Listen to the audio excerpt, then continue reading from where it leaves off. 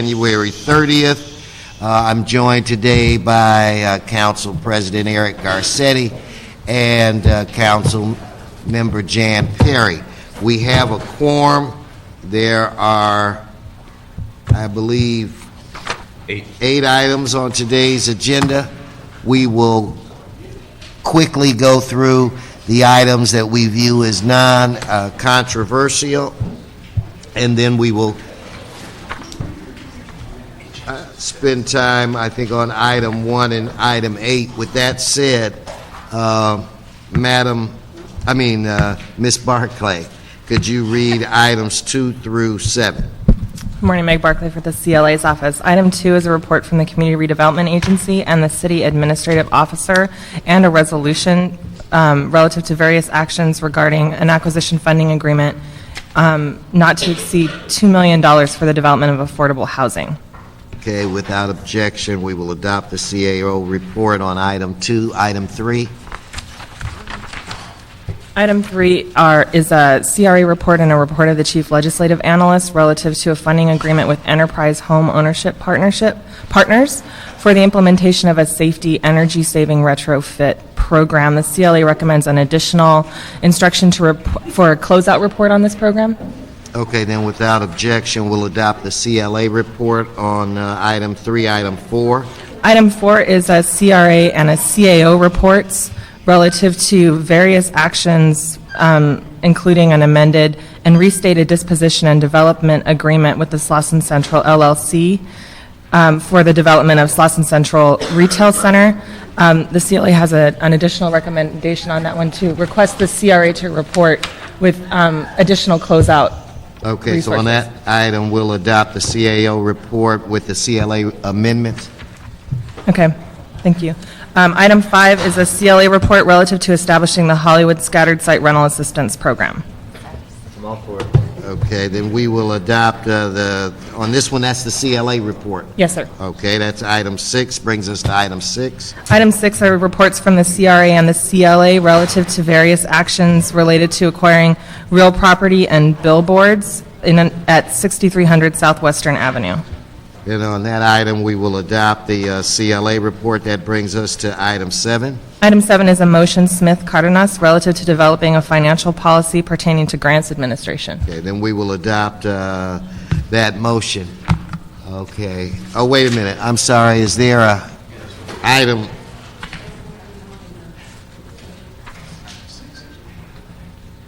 Okay, now then, if we could go back, Mr. City Attorney, I had a card from the public on item 6. We've already taken action on that, but I do want to afford the Mr. Sachs an opportunity to speak on that. Good thing You can reopen it and then take the action again after this. Okay, but on item 7, we can still adopt the motion. We just we'll bring Mr. Sachs up on item 6, or do we have to wait to move forward on item 7? Oh, you can, if there's no public comment cards on item 7, you can move on 7 and then come back to 6. Mr. Sachs.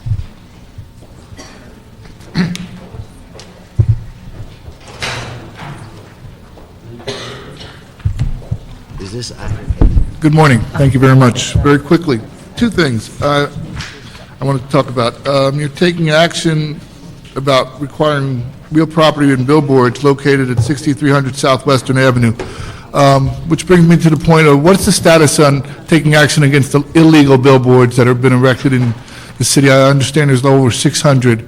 There was an article in the newspaper several weeks ago or a couple of months ago regarding 600 illegal billboards. Is anybody going to take any action on that? Question number 2, and I noticed... Do you believe everything you read in the newspaper, Mr. Sachs? No, but I believe some of it. No, I'm sorry. That's all right. You're I was just having... But you know what? You go on.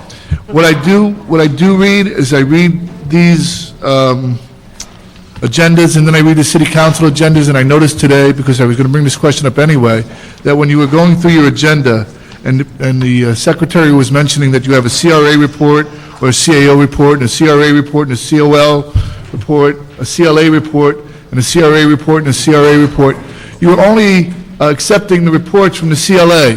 I never heard you accept the report from the CRA as being Well, now, let's stay on item 6, then I'm going to... Well, that's part of item 6, because it has a CRA report and a CLA report.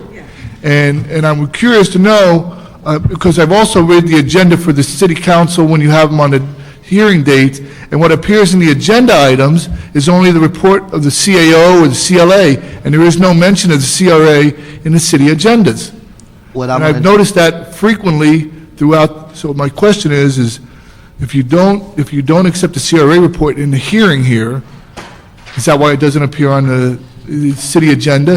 And if you don't accept the CRA report, or you do accept the CRA report, or why are there 2 reports for all these items when other city agendas or other city departments only have 1 report necessarily per item? Was it usually I accept the CLA report because I trust them? Okay, that's... No, that's... Hey, No, I'm going to have Meg respond to that. Okay.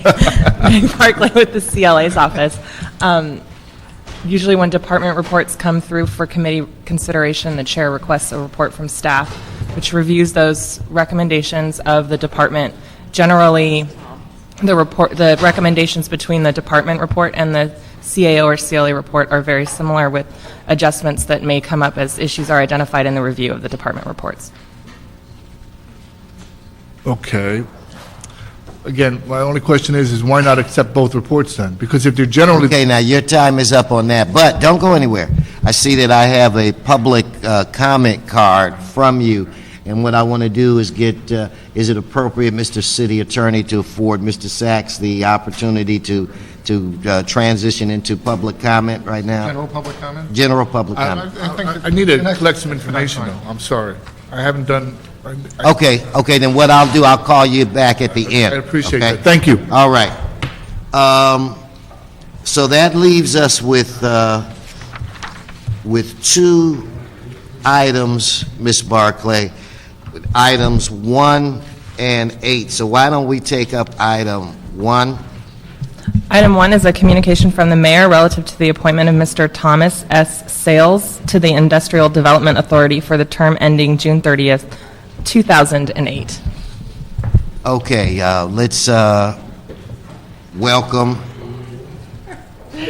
this young man.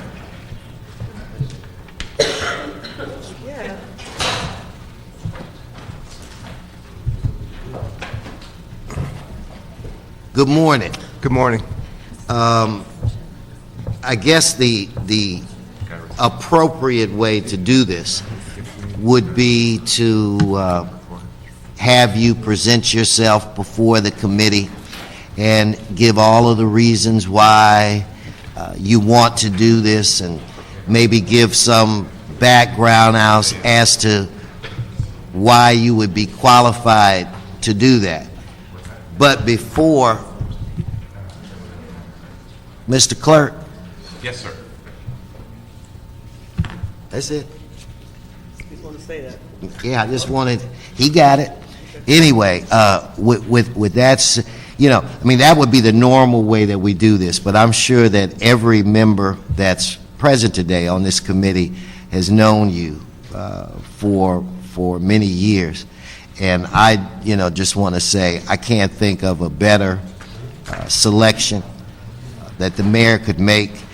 We've had some really phenomenal individuals come before this committee with impeccable credentials, but I can't think of one person that is better prepared than you. Plus, it's just proud for me to see somebody that I consider a friend, former neighbor, and both of us are terrible golfers, and we have demonstrated that in the past together. So if you ever see the two of us, stay behind us. In fact, sometimes that's dangerous. But, I mean, from your background and being able to work with people from both sides of the aisle, your government experience, your private sector experience, I think this is a small coup. But I think just on the record, maybe you should say a little bit about yourself. But I have a feeling that this is going to go quickly and painlessly. Well, Councilman Wesson, thank you so much for those very kind words. Other members of the committee, it's an honor to be here. I was born in L.A. I feel I have an obligation to give something back to the city of L.A. My father worked for DWP for 35 years, but for him earning a living wage, more than a living wage at DWP, I certainly would not have been able to do the things I was able to do. And I look forward to giving something back. In terms of my qualifications, I think it's imperative that I try to bring some of my financial background and my general management background to benefit the city. I understand the mission of the authority is to create jobs, jobs to pay a living wage, and to accommodate jobs not only for manufacturing companies, but also for nonprofits, which I think is a very viable important part of the city's economy.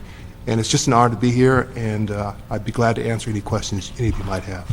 Well, I have absolutely no questions. I think maybe Ms. Perry may want to say something. I just want to say that it's a welcome, it's a breath of fresh air to have somebody who's rational, pragmatic, who will be focused on getting work done without an agenda for the benefit of the people we represent. And to do it in a straightforward and forthright manner is going to be very refreshing. And thinking, why in the name of God would you want to do this? But that's okay. You know what? I'm looking forward to it. Mr. Garcetti? I want to thank you for putting yourself forward, Service. Industrial Development Authority has really emerged in the last few years here in Los Angeles much more aggressively, as well as that very same resource. And if you look at the number of bonds that we're putting out there, helping get out, it really has ramped up, especially on the nonprofit side. But I think in this critical moment where we can be looking at non-traditional industry, not just the manufacturing, but some of the other manufacturing industries like Hollywood and other things that produce a product that doesn't come off an assembly line, but nevertheless we're looking to expand it. This is a great way to finance it, especially as we see interest rates creeping up. So appreciate you putting yourself forward, and especially with such a stellar record. So, Tom, without objection, we will recommend to the full council that this appointment be confirmed. That's it. Thank you. Congratulations. So that brings us to item 8. Before, I will let you read, Ms. Barclay, you read item 8, then I'm going to call Mr. Sachs back to speak on that, and then we'll have the city staff come and give their presentation. So if you could read item 8. Item 8 is Los Angeles Housing Department and the CRA presentation and discussion of Proposition 1C funding for infill developments and transit-oriented development. Thank you. Mr. Sachs, you want to come up for this one?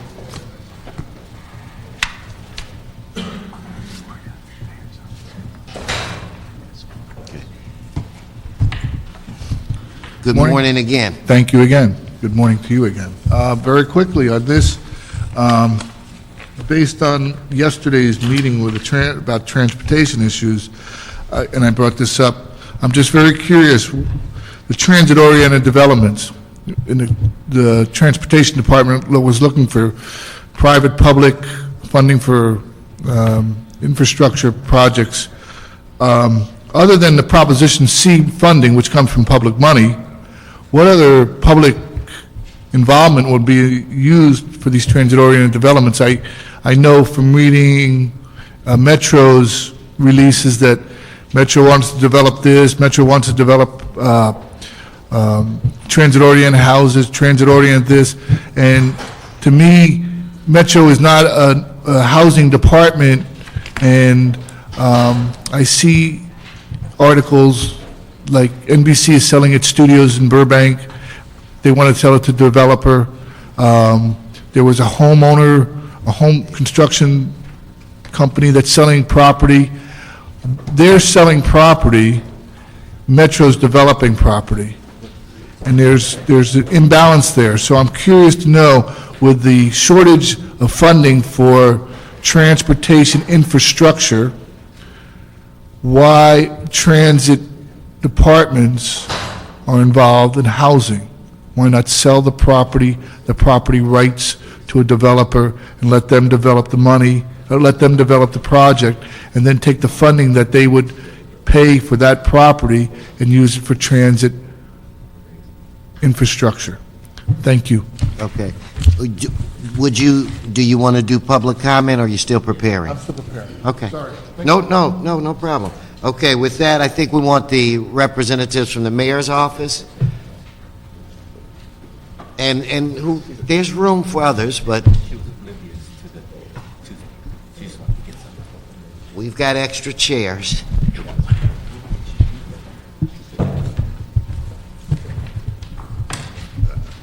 Good morning. Good morning. Morning. Oh, wait, first let me announce that we've been joined by Councilman Tony Cardenas. I'm John Brady. I'm the Housing Policy Coordinator in Mayor Villaraigosa's office, and with me are Yolanda Chavez from the Los Angeles Housing Department and Carlos Alvarado from the Los Angeles Community Redevelopment Agency. And we'd like to thank you for this opportunity to discuss the Proposition 1C funding for infill projects and transit-oriented developments. And what we thought we would do today or this morning is to divide our presentation as follows. I'll chart out for you the general policy approach that the mayor's office has taken towards the Proposition 1C funding, and then Yolanda and Carlos will brief you on the details of each set of funds. Yolanda will take the TOD pot of money, and Carlos the infill funds. One of the unique aspects of the Proposition 1C funds is that the funds support the development of housing across the spectrum of affordability, and this is especially significant in a city such as ours, where we have significant needs for housing at almost every income level. As a result, we see in Proposition 1C the ability to fill two significant needs. On the one hand, we see the opportunity to continue to spur the development of affordable housing, and on the other, we see the opportunity to support the development of large, catalytic, mixed-income projects. In other words, we can pursue the twin goals of maximizing our total unit production and also achieving deeper affordability. In responding to the funding guidelines put out by the state, the Housing Department and CRA have been working together to find the ideal balance between affordable projects and catalytic mixed-income projects. And ideally, these two types of projects should not compete against one another for funding. And we lobbied the state very hard to take this into consideration when they put out the funding guidelines. I'm happy to report that in the second draft of the infill guidelines, HCD has listened to our ideas and has created two different pots of money for affordable projects and mixed income projects. And Carlos and Yolanda can go into more detail here if you would like. In terms of what we'd like to accomplish for the city with these funds, we would like to prioritize the following goals. Maximize both the total number of housing units and also the total number of affordable units within that number.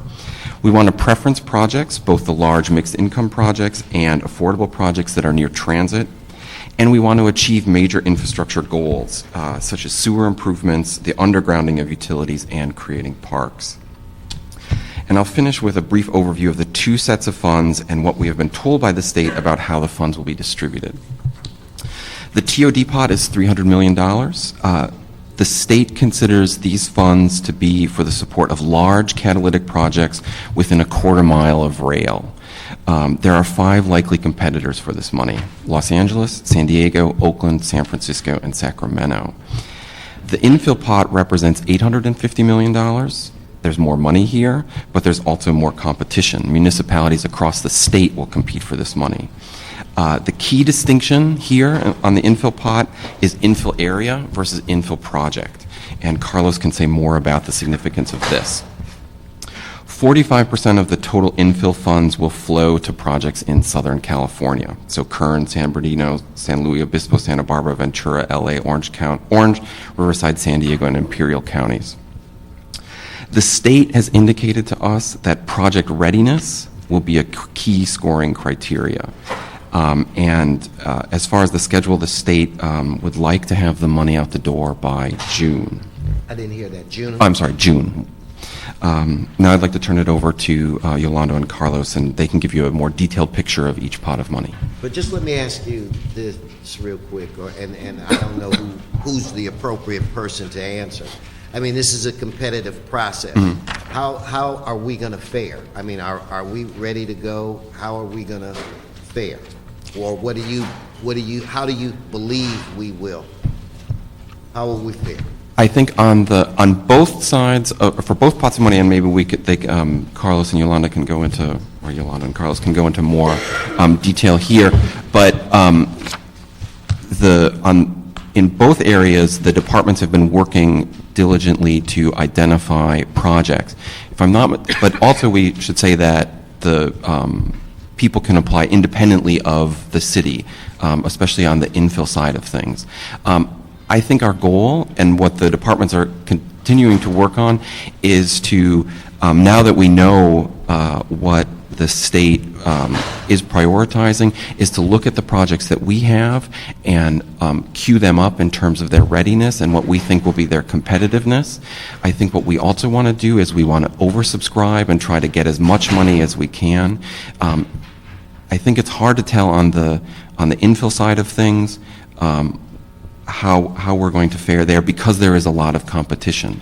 We think that on the TOD side of things, because there's less competition there, that we should fare fairly well. And we also have developed rail stations and very good projects there. And what was nice is part of the preparation for the TOD grant application, LAHD led a process looking at the various areas in the city where we have TOD opportunities and put together I don't know if it was presented here, but they had a very good Boyle Heights presentation bringing together the various departments to sort of leverage all of our resources in putting together an application process. So that, I think, is where we're at with that. Good morning. Okay. Good morning. In terms of the, excuse me, of the TOD, as John mentioned, the city was very active in making our comments and input heard at the state. We did send comment letters for the 2 rounds prior to the final guidelines being released for TOD. I just want to point out 2 key issues that are of a little concern in terms of where we are on the final guidelines. And I think depending on how this first round goes on TOD, because the first NOFA or application has been announced and it is due March 7th. For funds that will be awarded in June, and HCD expects to award $95 million of the $300 million in June. So some of our key concerns in terms of the guidelines were, and I think this also includes the infill process, is in terms of how the money is allocated proportionally to Southern and Northern California. And we were pushing very hard to increase that proportion to 55 rather than 45 based on our population and poverty rates. But unfortunately, that remained at 45 because actually Southern California has 57% of the state's population compared to 16% for Northern California. The other issue that was of concern to us that we were actually a bit successful with was the designate or differences in scoring between heavy rail and light rail. And because so many of our new rail lines are light rail, we would have been disadvantaged if most of the scoring was really based on heavy rail, such as the Red Line, compared to the Gold Line and the Expo Line. So we were somewhat successful there, where they reduced the percentage of scoring just going to heavy rail. Hold on a second. You didn't mention the orange line. Oh, and I'm sorry, and the orange line. Yes, Okay. because those were all key factors that we included in our comments, that we have the orange line, Gold Line, Expo Line. And the response was? Well, we were actually successful in that aspect. Initially, most of the or a large percentage of the scoring would have gone to heavy rail. Now they've made it a little bit more equal, but still heavy rail gets more points. But we were somewhat successful there. As John mentioned, we've had several meetings and working groups where we're mapping out the key TODs around the city, so that when applications are ready, the applicant can also show the type of investment the city's making in each one of these TOD areas. And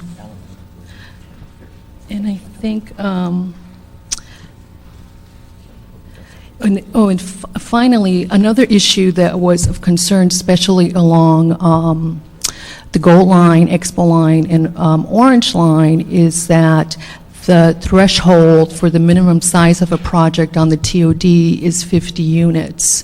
So that the HCD is really pursuing higher density projects. Again, we're a bit concerned because the projects, at least 2 projects planned along the Gold Line station are less than 50 units. So depending on how this first round goes, again, we'll have to see how we could influence or change the guidelines for the next round if we don't fare as well.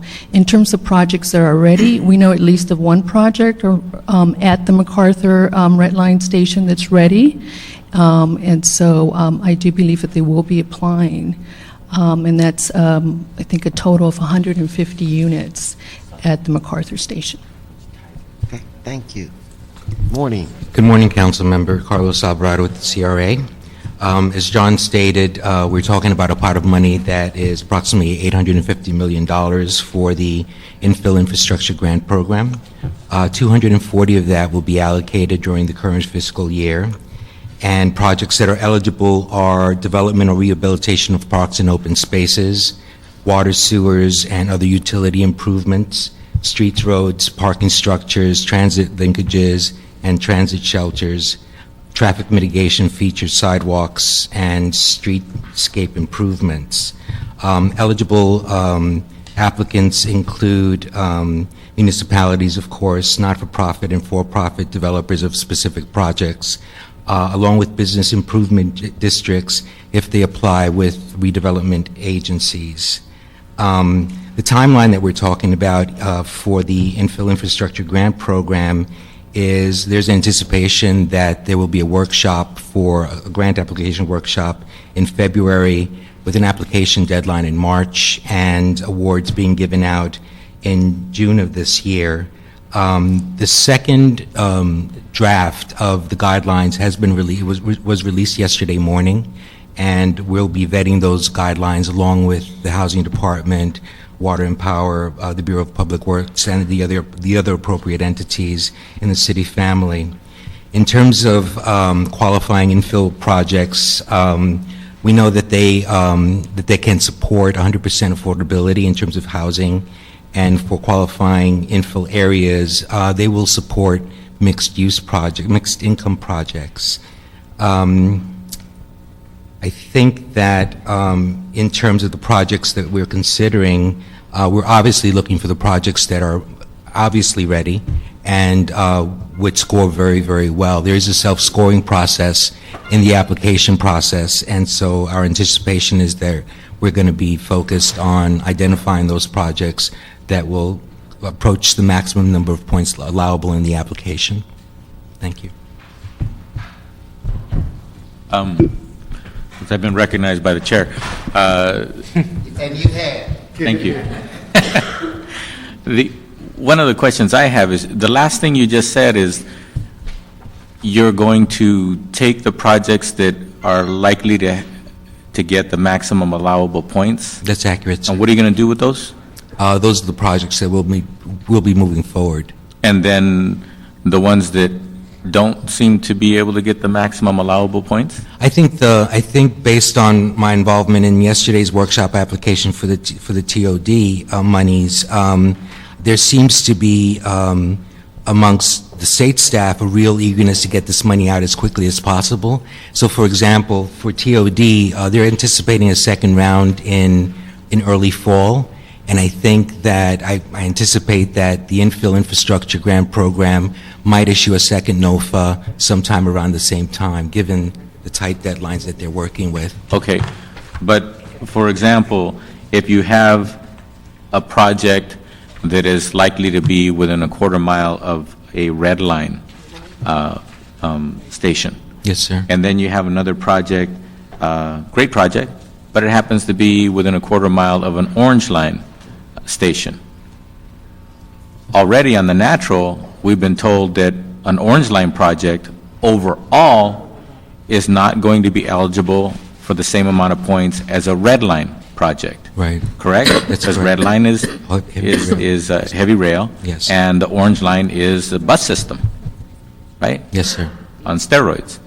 So, so the thing is, what are you going to do in that case? I think a couple of things. One, we haven't, and speaking now for the mayor's office, we haven't made a determination yet how we want to express the city's support for projects. There's room within the guidelines for that, and I think what we want to do is work with HCED to think of a way to do that. I think also what we want to do is, and it's hard to know in hypothetical cases like that, but like I said, is if we have a group of projects that are ready, that we want to put those forward and try to get as much of the money down here as possible. That goes without saying. But the question that I have as a policy committee is the details.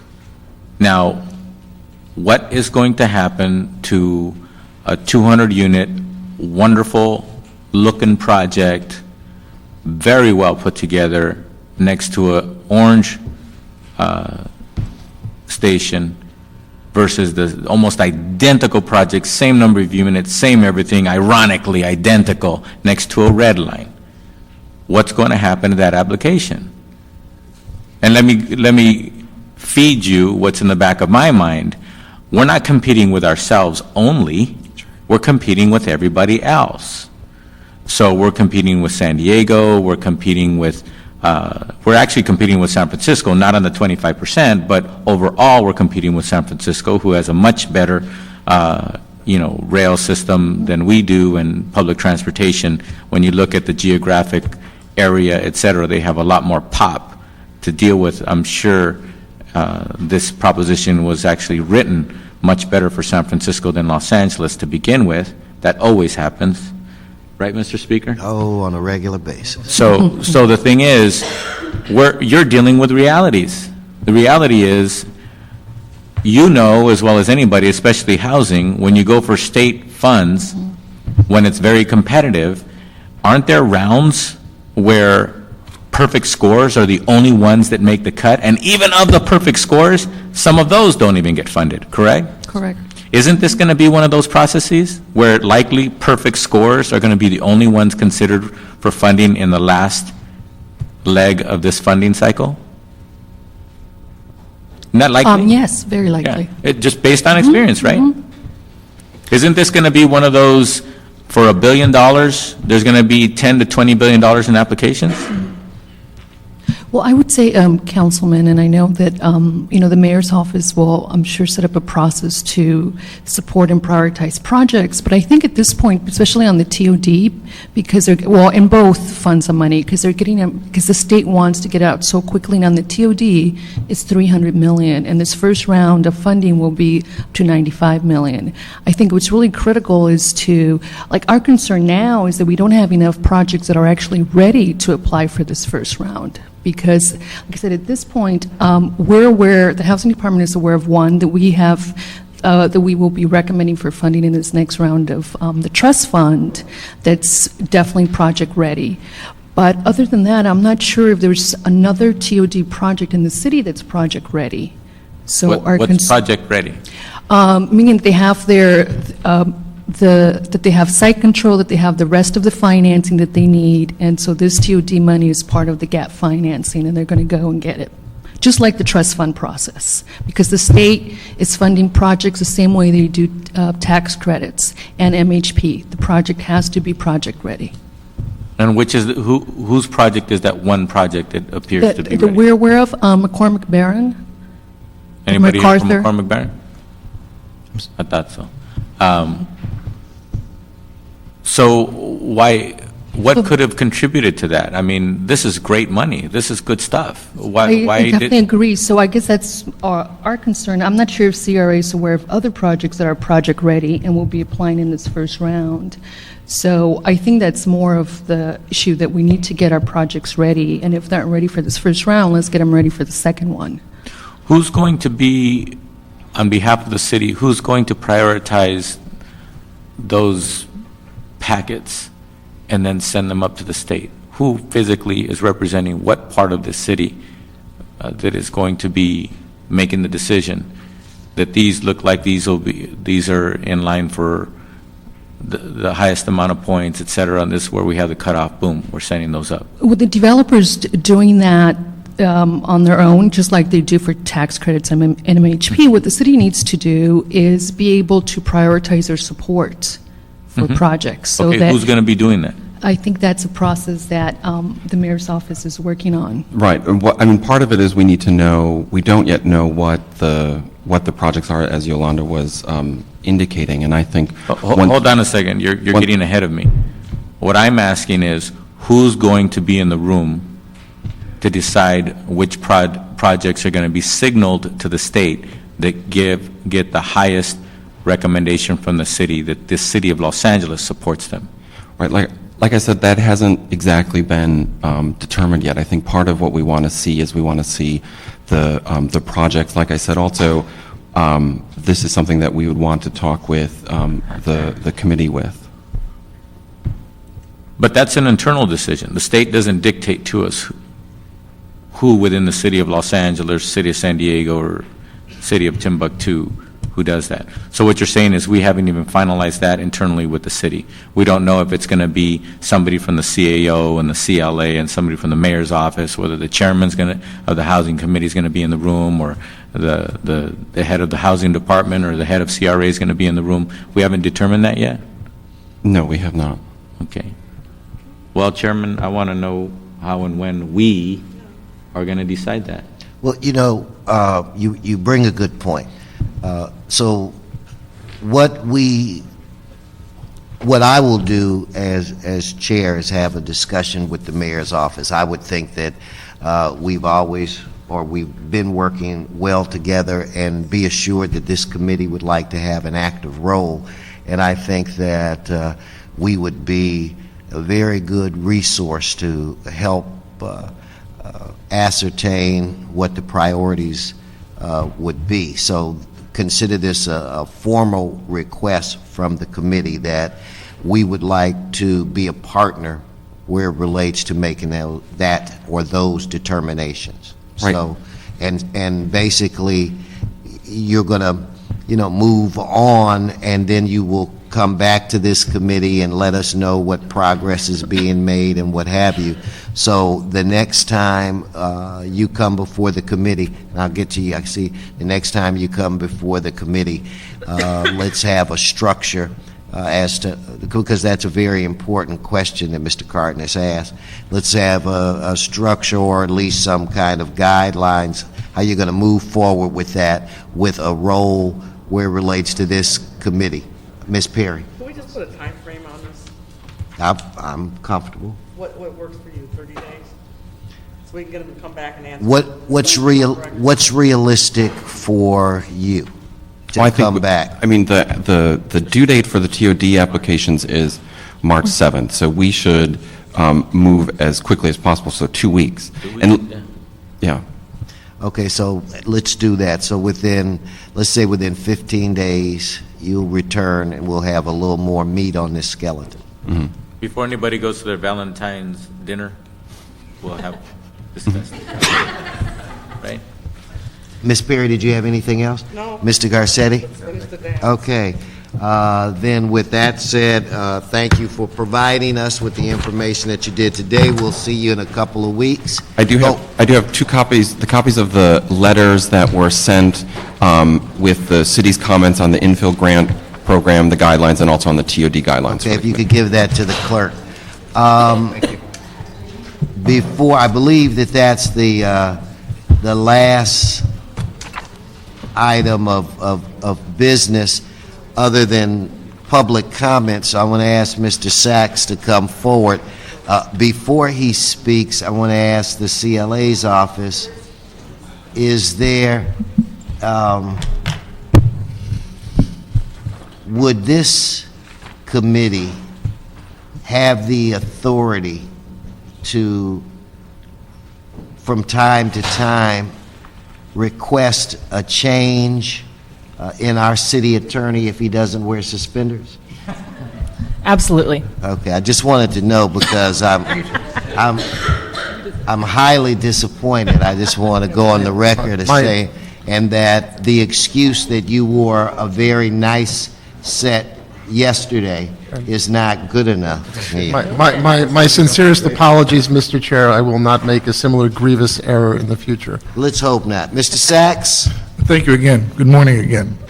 Quickly, a couple items, and I know one of them is going to break the rules, and I'm concerned because Councilman Garcetti is here. But I didn't really notice this until I was reviewing my things. On item number 2, and I know I'm just curious to know about the Figueroa Corridor Community Land Trust and the Figueroa Corridor Land Company. Are those nonprofits, or is one a nonprofit that funds the other entity?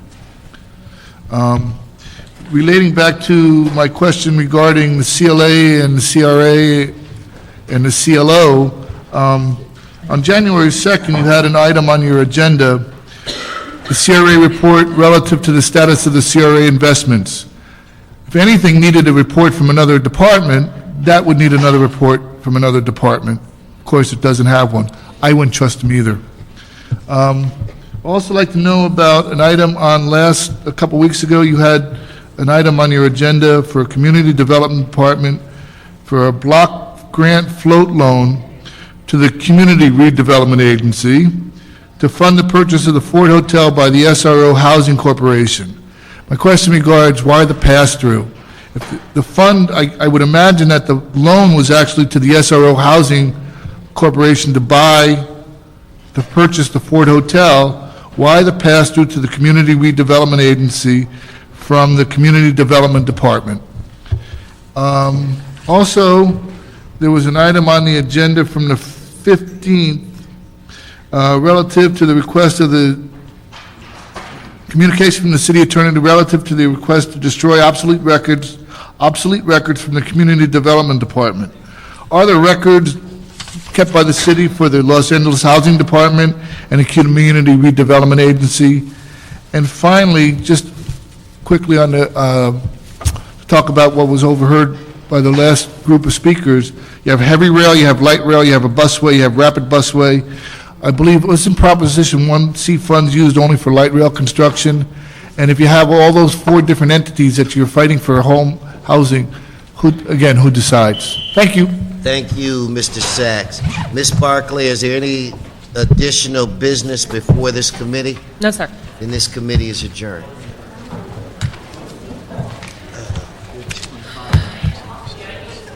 Yeah, I gotta do that.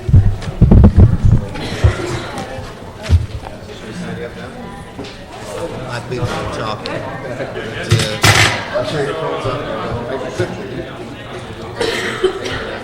No. No, I don't. And all of my sources in the, They were saying yesterday you're going to go to the bench to be kingdom. Sounds good. But like I said, my folks are talking. Good. To his people. All right. He's gonna be here for the debate. So there's a VIP. Well, there's 2 things happening.